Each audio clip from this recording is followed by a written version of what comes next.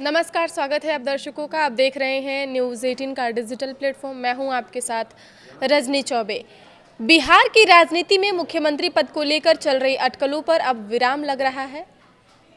मुख्यमंत्री नीतीश कुमार की party JDU की ओर से पहली बार स्पष्ट संकेत दिया गया है कि आगे नेतृत्व किस पार्टी के हाथों में होगी। जेडीयू के वरिष्ठ नेता और मंत्री विजय कुमार चौधरी के बयान ने बिहार की सियासत की तस्वीर साफ कर दी है। उन्होंने स्पष्ट कहा है कि राज्य में बीजेपी बड़ी पार्टी है और आगे नेतृत्व उसी को करना है। यानी अब मुख्यमंत्री को लेकर जो सस्पेंस और खेला की चर्चा थी, उस पर लगभग पूर्ण विराम लग चुका है और बीजेपी के नेतृत्व में नई सरकार बनने की दिशा तय मानी जा रही है। जेडीयू नेता का यह बयान ऐसे समय पर आया है जब राज्यसभा जाने के फैसले के बाद नीतीश कुमार के अगले कदम को लेकर लगातार चर्चाएं चल रही थी। विजय चौधरी ने साफ शब्दों में कहा है कि राज्य में बीजेपी बड़ी पार्टी है, इसलिए नेतृत्व उसी को करना है। उन्होंने कहा कि निर्णय भी बीजेपी ही लेगी और जेडीयू एनडीए के साथ मजबूती से खड़ी है। उनका यह बयान इसलिए अहम माना जा रहा है क्योंकि अब तक किसी बड़े नेता ने इतनी स्पष्टता से इस मुद्दे पर बात नहीं की थी। अटकलों पर लग गया है विराम उनके बयान के बाद। दरअसल बिहार की राजनीति में अब तक यह चर्चा तेज थी कि नीतीश कुमार के बाद जेडीयू से ही कोई नया चेहरा मुख्यमंत्री बन सकता है।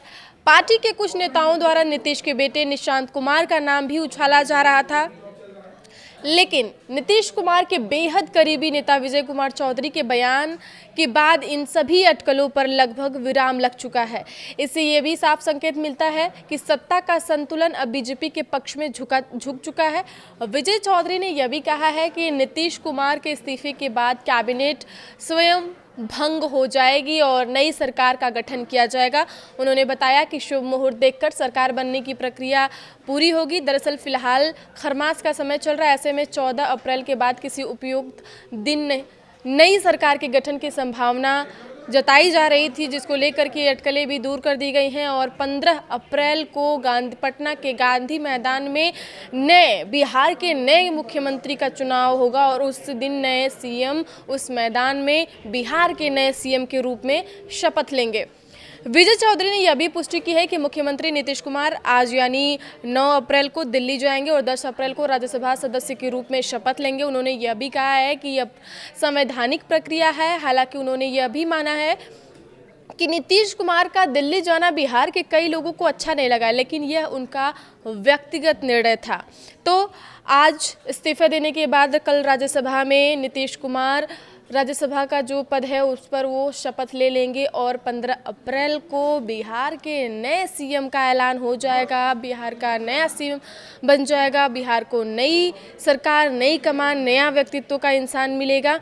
इस रेस में निशांत कुमार, नीतीश कुमार के बेटे का नाम चल रहा था, लेकिन विजय कुमार चौधरी के बयान के बाद ये अटकलें खत्म कर दी गई हैं।